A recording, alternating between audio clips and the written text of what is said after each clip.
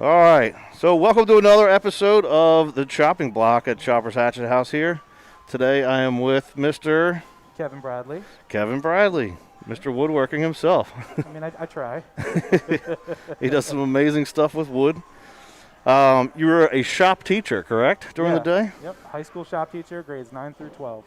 9 through 12. Yeah, it's interesting, we'll say. Yeah.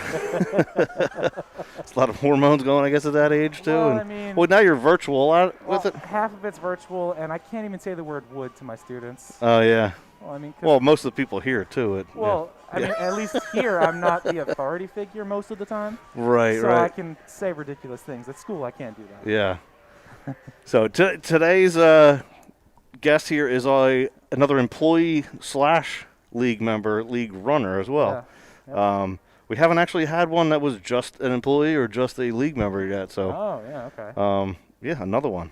But yeah, the idea behind it was just to spotlight, some of the players and some of the employees here, and just get to know a little bit more about them, and I like it. Things like that. So yeah. Kevin's the wood shop teacher and also playing in league. Yep. You've been a long-time employee here and a long-time league member. You were one of the first league members to sign up. First season we had, I was in. We group of friends and I, we came. It was our winter break. It was unknowingly to us your first night open ever. Yeah. And we left. I had such a good time. Me and a buddy signed up for league. Nice. And I never stopped. Yeah. He did, but that's okay. He's lame. Yeah.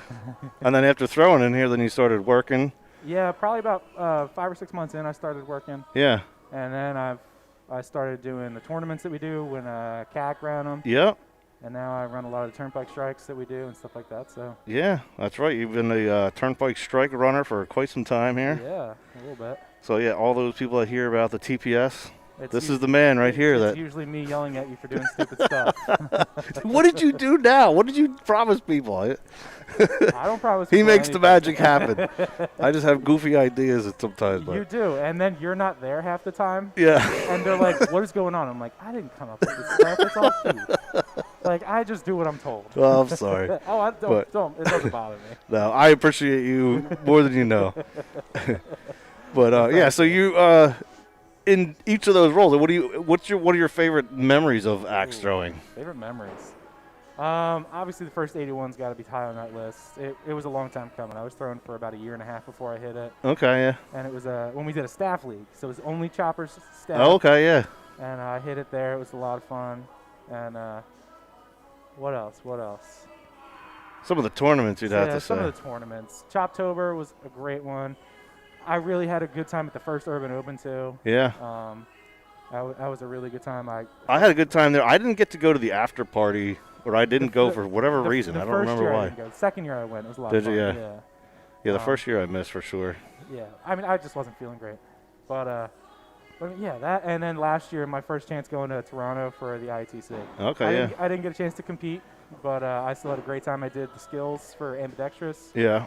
And it was just good going, experiencing everything that was there. Yeah, it's really something you can't explain to somebody. Any of these big tournaments really are. Like, when you're just going and meeting other people from the community and all having, a good time. Yeah. You just can't describe it. You just have to be there. It's one of those things where, like, the IATC, or, the IATF tries to have inclusion from every location around the globe that has some sort of representation, so they could bring the story of IATC back and be like, you guys got to come. You got to.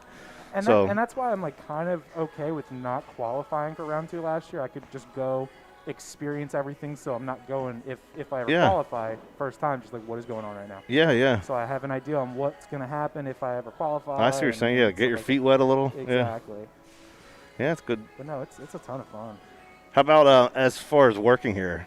You have probably some unique experiences because you get to do a lot of the crazy beer festivals that we do and weddings. I've done, I think, 2 weddings. So the first wedding Choppers ever did was in-house, not a mobile one. It was my first group ever. Was it? Yeah. With no training. No training. Just threw you right in the fire. Here you go. It was me and 3 other coaches, and I'm like, holy crap, this is a lot of stuff. And that's then funny. When L Train and Jamie got married, we had a mobile target there, and I helped run that. It was a lot of fun. Yeah. And like I've done a bunch of the beer fests, and we've gone to breweries and stuff like that. Yeah. just different stuff like that. It's been a lot of fun doing the mobile target. Yeah. Yeah, a lot of the coaches really just not focused, but they just work in-house, not doing some of the other stuff where you get to see. I mean, I do a lot of that stuff, and I'm really one of the only ones who does the tournaments too. So yeah, yep. Every once in a while, we'll pull somebody else in if I need an extra hands or whatever. Yeah. You know what I miss of CAC doing, though? He used to have the fragile stickers when somebody would complain. He got them. Oh, that was great. He just went next door one night and just like, I'm going to get these for all the people who just can't take it. Yeah. It was wonderful. That's funny. That's someone I miss, too. Yeah, I know. He said he's going to come by and do one of these interviews. I love it. It was great seeing him for the roast from John Bradley. That was fantastic. It's a couple of months back now. That was October, I think. Yeah. Yeah, it was around there. It was still October. It was. But yeah, that was a really good night. Yeah. But yeah, you've been doing a lot of woodworking now that you've branched off into part of the axe economy that that has formed and make some beautiful handles. I thank you. I do try my best to have something interesting and looks good. So. Yeah. Where can people follow you? It's Kevin Bradley Woodworking. Kevin Bradley Woodworking on Instagram. I have a Facebook page of Kevin Bradley Woodworking, but it's basically the same stuff. But it's not a whole lot of updates on that. But yeah, it's really the Instagram. Mainly the Instagram. Okay. That's where most of the stuff gets put. Yeah. And you've been doing even one of our other friends, Sean Malvey, has opened up a store, Old Kensington Boutique. Yep, the Old Kensington Boutique. That's in Old Kensington in Philly. Yeah. So it's like. Now, do you have axe handles there, or do you do other? Because I know you do pens and things like that. So it's everything that I do. So it's got 2 axes. I've got a hatchet and a big axe there. And then I've got a lot of my woodworking stuff. So pens, bowls, cutting boards. I've got a couple boxes and clocks that I've made. There's a table or 2 that I've made there. Okay.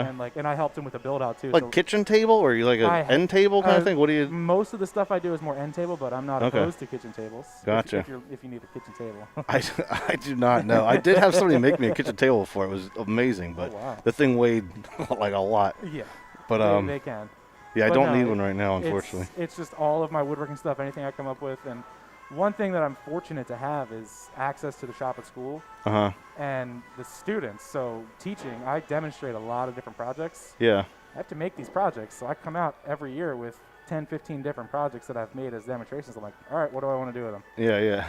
After I've already furnished my entire house, I figure I can try and sell some of it. So. Yeah. So what axe are you throwing personally right now? I throw a Philly Tool Company half hatchet. Okay. John Bradley got me hooked on it. I was throwing an axe gang initially. Yep. And so he gave me one. And he was like, here, I need you to get away from the axe gang. It's just too light for the way you throw. I haven't gone back. It's been really good. I've got a couple flying foxes that I throw for the MLAT here. I have one that I made for that. And a big axe, I have an Agdor. Agdor, yep. Yeah, it's pretty much what most standard issue. Yeah, It seems like most people have those these days. They're tough to go wrong with. Yeah. If they're done right, you can do anything with it, really. Yeah. All right. Do you have anything else you want to plug or anything like that? That's all I got from me. All right. Yeah, I mean, thanks for having me on. It's been fun. And yeah, thanks for coming on and agreeing to come talk to me like as if I've never talked to you before. I know. It's not like I never talked to you. Yeah. Especially through the headphones. We're usually BSing on. Yeah, exactly. We're usually the ones live streaming here. But all right, guys. Well, thanks for joining this week's episode.